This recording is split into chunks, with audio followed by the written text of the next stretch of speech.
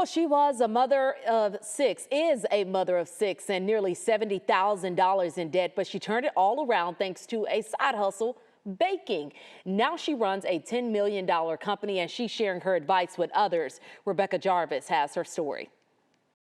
MIgnon Francois was a mother of six struggling with $67,000 in debt and on the brink of foreclosure. I was drowning in debt and brokenness. I was losing everything that I had, and there's no electricity in the house.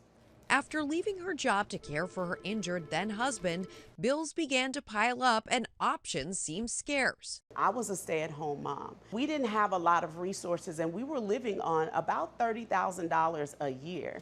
She decided she would use what she had around her, a kitchen, flour, and sugar, and started to sell cupcakes locally. So I started practicing in the kitchen on my own recipes when my neighbor knocked on the door one day and asked me to make cupcakes for all of her clients. It was going to be 600 cupcakes. It was her biggest order by far. I realized that I only had $5 left and I hadn't fed my family for the week.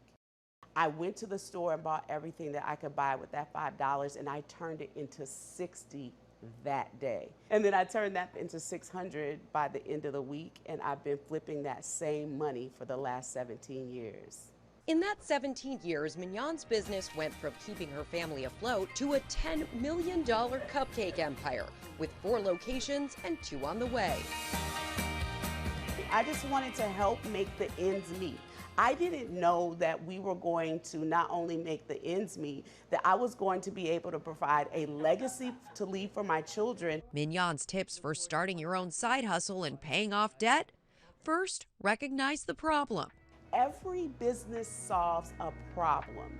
If you want to have a business that is successful, your business has to solve a problem. For me, my problem was I wanted to eat. I wanted to get out of debt. And so I looked for ways that I could answer that question within my house. Next, take stock of your talents. What's in your wheelhouse? What are your gifts and talents that you can use? I looked to my past, again, to inform my future.